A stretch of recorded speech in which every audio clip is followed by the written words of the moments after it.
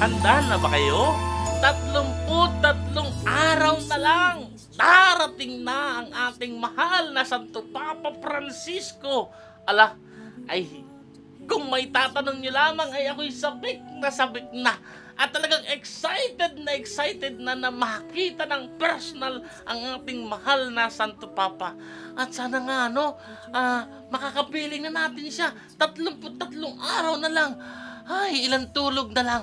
33 araw. Mabibilang na sa aking mga daliri, sa kamay at paa.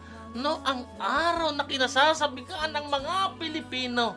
Kung sa mga Cebuano pa, andam na ba mo? Andam na gyud! Dali-dali na tayo. Dali-dali na tayo na ihanda ang ating mga sarili. Kaya nga, sama-sama tayo na magdasal.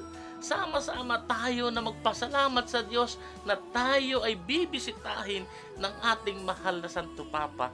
At nawa ang pagbisita na ito ng mahal na Santo Papa magdulot sa atin ng panibagong inspirasyon at pagbabago para sa lahat ng sambayanang Pilipino.